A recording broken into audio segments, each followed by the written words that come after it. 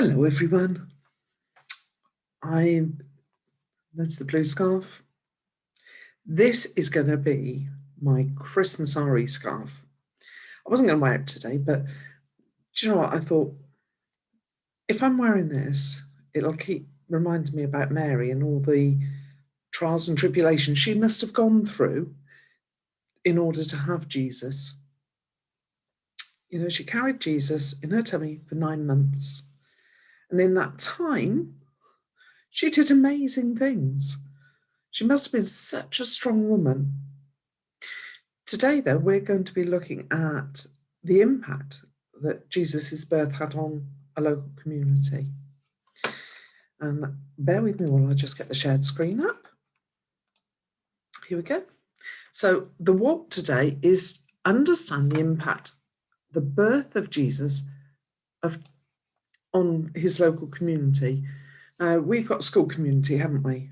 That means anyone who has anything to do with the school, in particular the people in the school, so you children, parents, teachers, all the other staff who support us, so that it can be a wide group of people. Just bear that in mind.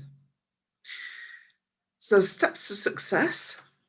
To achieve this vault, we need to identify people who could have been affected by Jesus' birth. We need to understand and describe how and why they would have been affected. And we also need to compare and contrast the impact of Jesus' birth and on different people. So first of all, who would have been affected by the Christmas story? Now, I'm hoping I've not lost my skills of writing with a mouse. Let's give it a go. So, well, Mary, she would most definitely have been affected, wouldn't she? Who else? Yep, Joseph.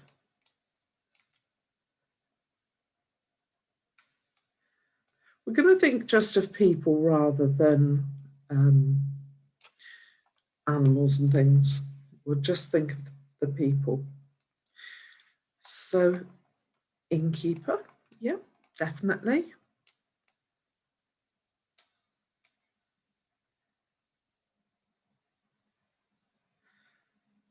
I'm doing this because I actually write with a mouse quicker than I can type. I'm not saying something. So who else?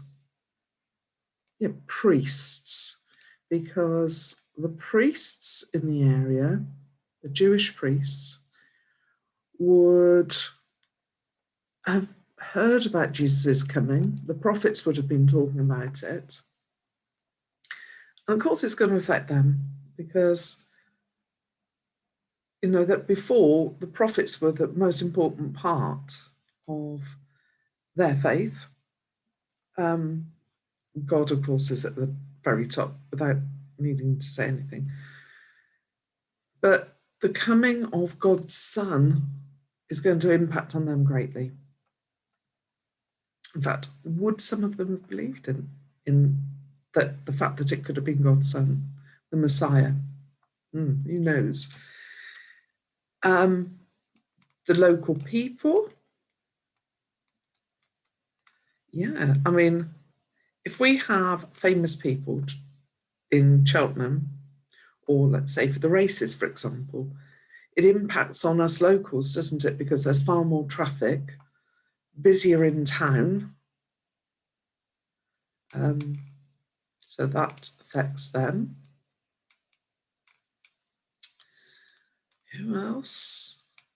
Well, let's just think some of the names we had for Jesus. If you think back to the Advent unit, so Merciful One, King of Kings, Son of God, Messiah, Lamb of God, Holy One.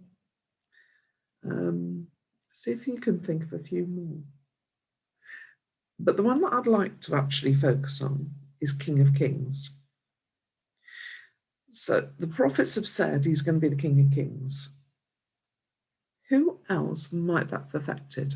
Who might have been maybe a little bit concerned about it? Yeah, King Herod.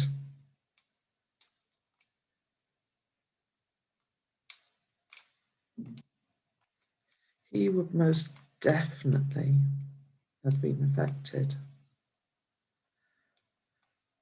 I think if I were King Herod, I'd be a bit worried, because don't forget, back in biblical times, there were a lot of wars sparking up so that they could get control of countries. So King Herod. The prophets as well. How would it affect them if there was still some that were alive? I can think of one who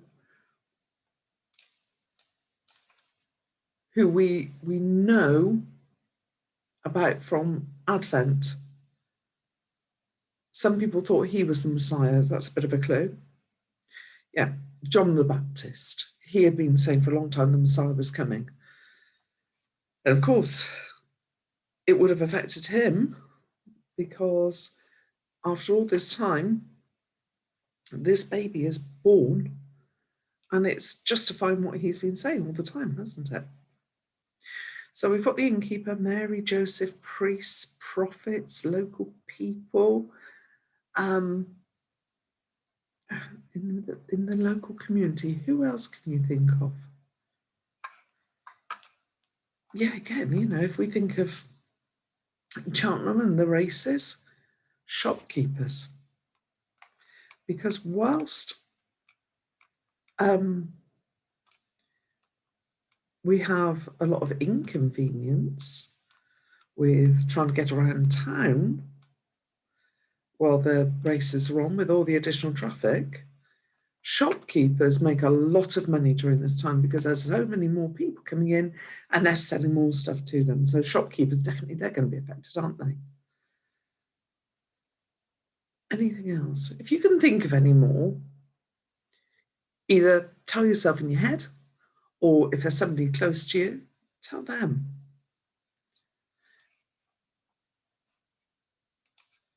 Let's move on now. So we're going to focus on King Herod because arguably he could have felt the most anxious about this. So who was he? He was the ruler at the time in Israel, and he and his people were gathering information about all the citizens, weren't they? Can you remember? That's why they went to Bethlehem, why Mary and Joseph went to Bethlehem. And when Jesus was born and pronounced King of Kings, he was a ruler in that area. And we've got a new King of Kings. Yeah, of course, Herod's going to be anxious, isn't he? Why else might he be anxious? How might the local people react? Those local people that are citizens of King Herod's country. Tell me a bit more. You can talk to me. You can talk to me. Talk to the screen.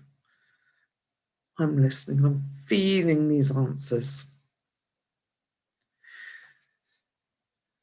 If you don't think I heard, you can shout at me as well. I'm quite happy to. Maybe a distance away.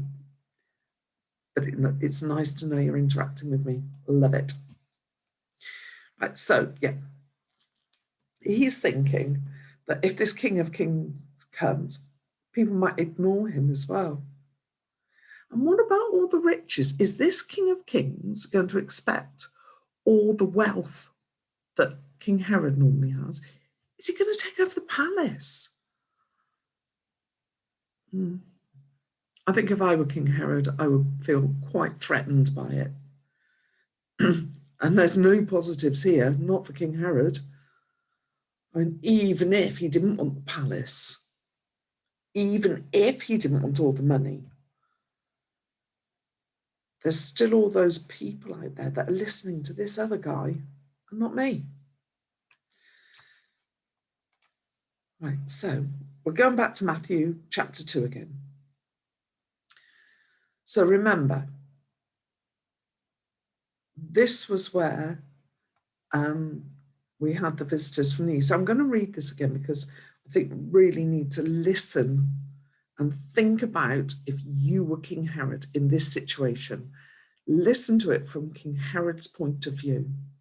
So, Jesus was born in Bethlehem in Judea during the reign of King Herod. About that time, some wise men from eastern lands arrived in Jerusalem, asking, "Where is the newborn King of the Jews? We saw his star as it rose. We have come to worship him." King Herod was deeply disturbed when he heard this, as was everyone in Jerusalem. He called a meeting of the leading priests and teachers of religious law and asked, "Where is the Messiah supposed to be born?" "In Bethlehem in Judea," they said, "for this is what the prophet wrote.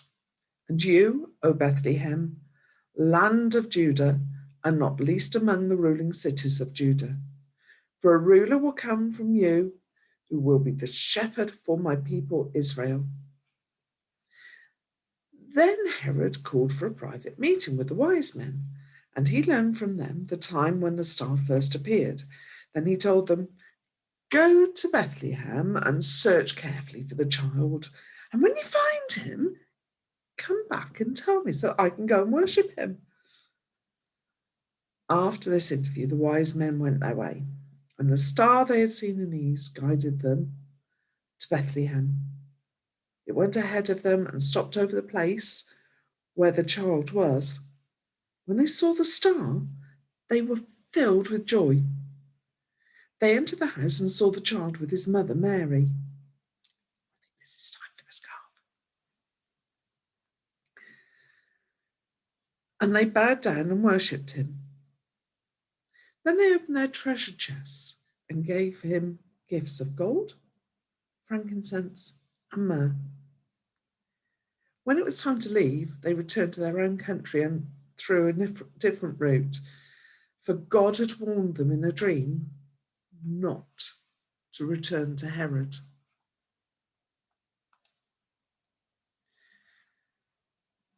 So after the wise men were gone, an angel of the Lord appeared to Joseph in a dream. "Get up, flee to Egypt with the child and his mother," the angel said. "Stay there until I tell you to return, because Herod is going to search for the child and kill him." That night, Joseph left for Egypt with the child and Mary, his mother, and they stayed there until Herod's death. This fulfilled what the Lord had spoken through the prophet. "I called my son out of Egypt." Herod was furious when he realized that the wise men had outwitted him. He sent soldiers to kill all the boys in and around Bethlehem who were 2 years old and under. That was based on the wise men's report of the star's first appearance. Herod's brutal action fulfilled what God had spoken through the prophet Jeremiah. "A cry was heard in Ramah, weeping and great mourning. Rachel weeps for her children, refusing to be comforted, for they are dead." So the return to Nazareth. When Herod died, an angel of the Lord appeared in a dream to Joseph in Egypt. "Get up," the angel said. "Take the child and his mother back to the land of Israel. For those who were trying to kill the child are dead." So Joseph got up and returned to the land of Israel with Jesus and his mother. But when he learned that the new ruler of Judea was King Herod's son, Archelaus, he was afraid to go there. Then, after being warned in a dream, he left the region of Galilee. So the family went and lived in a town called Nazareth. This fulfilled what the prophets had said. He will be called a Nazarene. So, I asked you to listen to those Bible readings with thoughts of what Herod must have been feeling. So how did Herod's anxiety impact on the local community? Think about that. Just pop back to that last screen. What did Herod do? Well, let me just do a bit of highlighting here.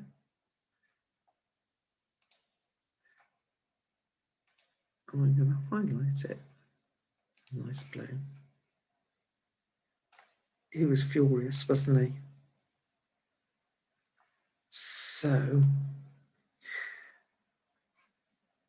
and then what else did he do? He sent soldiers to kill the boys in and around Bethlehem who were 2 years old and under. That was really worrying, wasn't it? And luckily, God knew this was going to happen. He was prepared for it, and he had sent an angel to warn Mary and Joseph. So, is it just Mary and Joseph that were affected by this?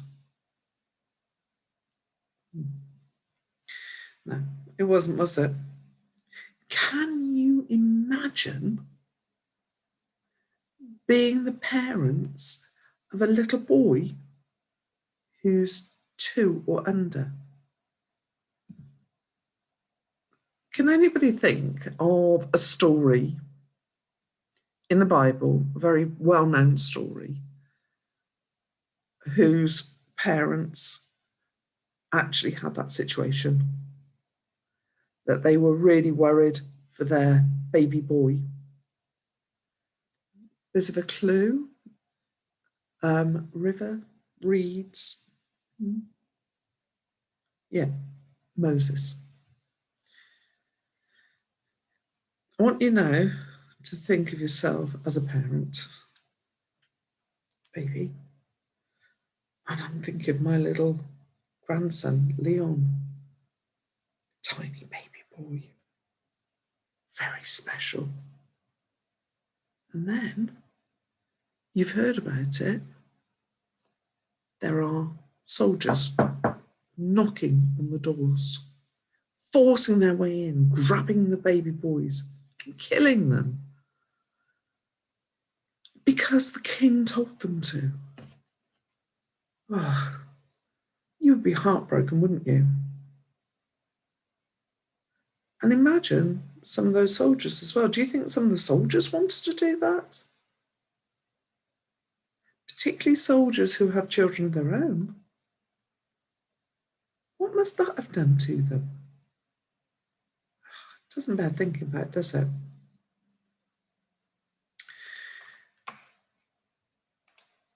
So, we've looked at King Herod, and we've looked at soldiers. We've looked at parents. Your task today, and I'll show you the sheet in a minute, is to fill out each section of the sheet. In fact, what I'll do is I will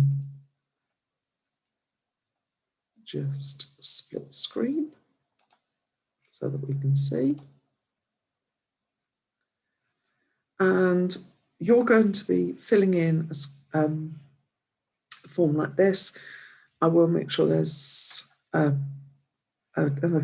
version that you can print out, or you can just simply draw something like this in your book. So we've got strengths, weaknesses, and opportunities and threats. I've started filling some of this in just so that you can get an idea of what you could do. So what I want you to consider when you're filling this in is, how would the birth of a saviour be a strength? What opportunities might it bring?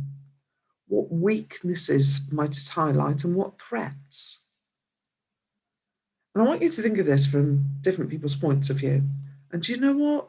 If you can use props that might help you, do it. So show your understanding of the impact of Jesus' birth. Think about the reasons behind your answers and write them in really good detail if you can on these sheets.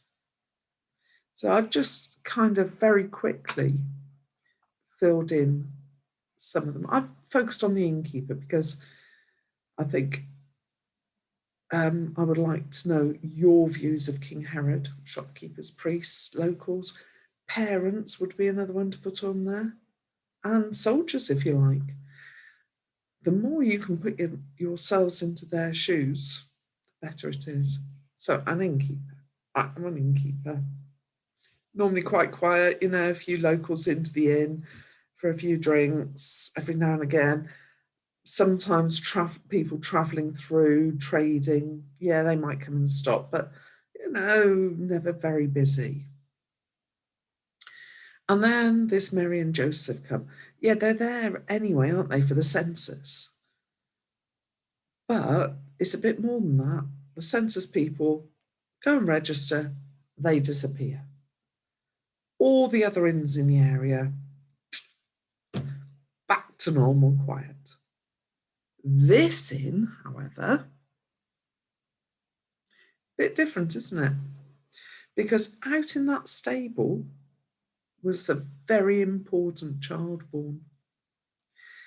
So more people would visit his inn, wouldn't they? They want to go and see where this Messiah, the Son of God, was born. For a start, those three wise men, the shepherds, and there would have been many, many more. If they got wind of the fact that that was where the Messiah was born, they're going to want to go and see it. So loads of visitors, and that means as an opportunity, he could make a lot of money from the visitors. Weaknesses, he wouldn't get any rest, and his regular clients might not like it at all. So those people that go day in, day out for a quick drink, meet people, things like that,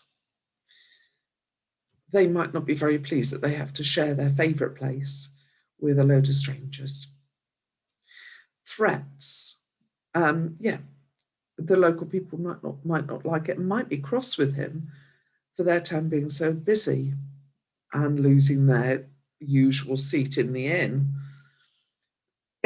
Excuse me. So there's all that to consider. If you notice, I found it easier to give each different character a different colour to write on here.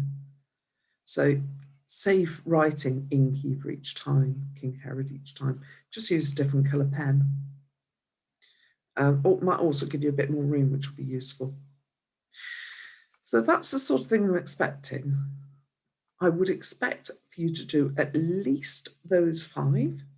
And if you can add more, I would be so impressed. So that's your task. Also, if you do all that, at the bottom of the sheet, why not, or in your book if you haven't got enough room on the sheet, imagine if this story happened today in 2021. How would different people in our community be impacted if this happened? Don't forget, how do we find out about things these days? It's not just by word of mouth, as it would have been then.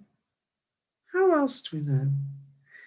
How much quicker or further might the information be spread? How much quicker or not might the king have been able to locate Jesus? Lots of things to think about. So I've given you a few ideas, and I'm sure you've got so many more of your own. Write those down as well. I'm really looking forward to finding out what each of you think. And by the way, if you do use props, like me, send me a photo of you. Tell me what you're doing. I'd love to see it. What one would I like most? King Herod, innkeeper, or soldier? Your choice. Love to see it. Okay. Thank you very much. I'm looking forward to this marking.